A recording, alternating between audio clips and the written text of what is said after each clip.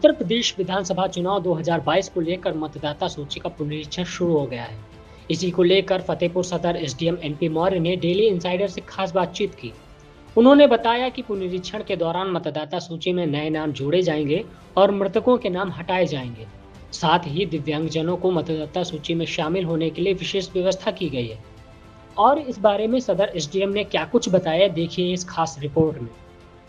विधानसभा चुनाव 2022 को लेकर के तमाम तैयारियां की जा रही हैं और सदर विधानसभा में क्या कुछ तैयारियां हो रही हैं, हमारे साथ बातचीत करने के लिए सदर एसडीएम एनपी मौर्य जी हैं। आइए उनसे हम जानते हैं और सारी प्रक्रिया हम समझेंगे, किस तरीके से आप मतदाता बन सकते हैं, किस तरीके से आप नाम हटा सकते हैं और निर्वाचन आयोग क्या कुछ कर रहा है। एनपी मौर्य जी, एक चीज़ बताइए कि चुनाव की स्थिति आप देख रहे हैं कि लगातार सामने आ ही रही हमारे, तो क्या कुछ कर रहा है निर्वाचन आयोग अभी?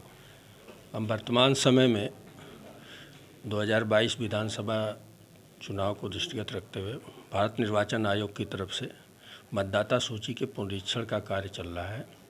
ये संक्षिप्त विशेष पुनरीक्षण 1 नवंबर से 30 नवंबर तक चलेगा। इस संक्षिप्त पुनरीक्षण के बीच में 4 विशेष अभियान की तिथियां हैं, जो कि 7 नवंबर, 13 नवंबर, 21 नवंबर और 28 नवंबर है।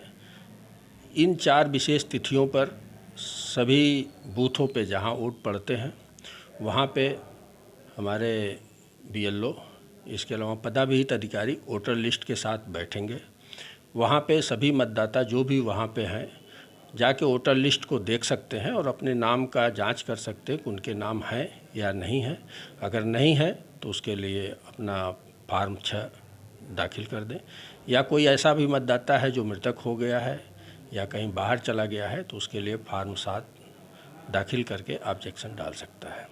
अच्छा, एक चीज़ कई बार देखने को मिलती है कि जो भी नए मतदाता होते हैं वो अपना नाम भरते हैं, फार्म भी उनके पास होता है, रसीद भी उनके पास होती है, लेकिन उसके बावजूद भी उनका नाम मतदाता सूची में नहीं शामिल हो पाता है। ऐसी कौन सी समस्याएं होती है और इन समस्याओं से निपटा कैसे जा सकता है? सामान्य तौर पे जो भी फार्म यहाँ प्राप्त होते हैं उनका रजिस्ट्रेशन हम लोग अभी यारो नेट के माध्यम से करते हैं। फार्म को फिलअप करके उसमें आगे कार्रवाई होती है। हो सकता है कुछ लोग पहले लिए हों फार्म जो अन्य लोग होते हैं, क्योंकि निर्वाचन आयोग ने हर पार्टी को हर बूथ के लिए एक बीएलए नियुक्त किए जाने का प्रावधान किया है, जिसमें लोग बीएलए नियुक्त करते हैं और वह बीएलए पूरे समरी डिवीज़न जो 1 माह का है इसमें एक कुल 30 फार्म जमा कर सकता है। एक बार में 10 फार्म घोषणा के साथ वह जमा कर सकता है।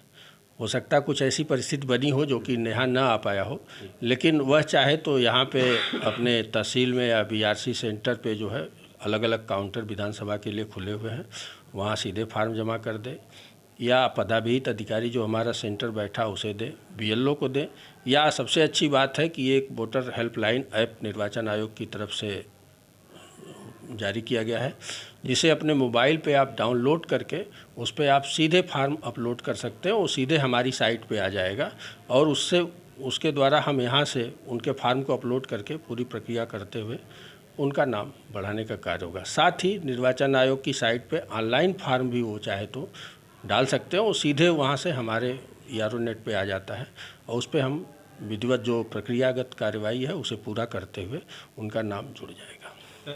आपने 3 चीज़ें बताई, या कोई व्यक्ति बीएलओ के द्वारा करवा सकता है, कोई व्यक्ति ऐप के द्वारा भी करवा सकता है और ऑनलाइन भी आके करवा सकता है।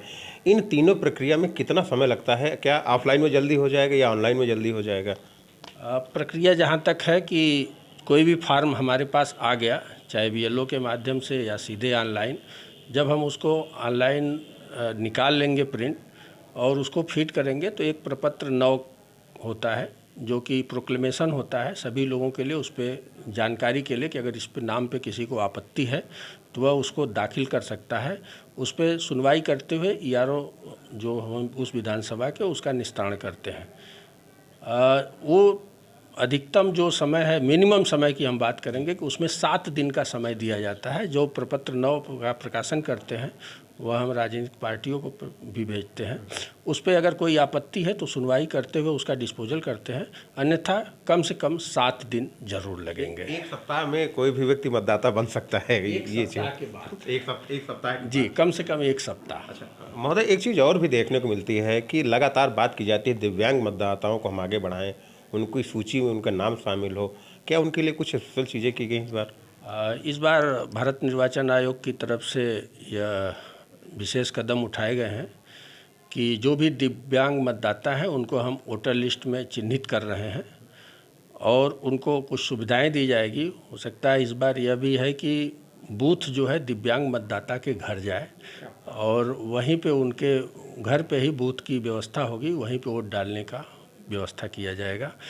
हर बार दिव्यांग मतदाता बूथ पर आता था वोट देने के लिए, लेकिन इस बार ऐसी व्यवस्था हो रही है कि दिव्यांग मतदाता के घर बूथ जाएगा और वहीं पे वोट डालेगा। क्या बात है, ये तो हम लोगों की ब्रेकिंग हो गई बिल्कुल। हमने तो उम्मीद ही नहीं की थी कि इतनी बड़ी चीज़ जो है निर्वाचन आयोग करने जा रहा है। हमने चर्चा शुरू की थी मतदाताओं के लिए क्या कुछ की जा रही, लेकिन यहाँ पर बात निकल के आ गई दिव्यांगों के लिए केंद्रीय बनने वाला, यानी कि अब आप उनको जो है मतदान करने की व्यवस्था उनके घर में पहुँच रही है। निसंदेह बहुत ही बड़ी चीज़ है और अधिकारी लगातार इसमें सक्रिय हैं, वो अपना काम देख रहे हैं, काम कर रहे हैं। जितने भी चाहे BLO हों या अन्य संबंधित अधिकारी पदाधिकारी जितने भी लोग हैं अपना इसमें अथक परिश्रम कर रहे हैं। अब देखने वाली बात ये होगी कितने इसमें लोग नए लोग मतदाता सूची में नाम शामिल करवा पाते हैं और विधानसभा 2022 के चुनाव में अपना योगदान दे सकते हैं, सरकार बना सकते हैं।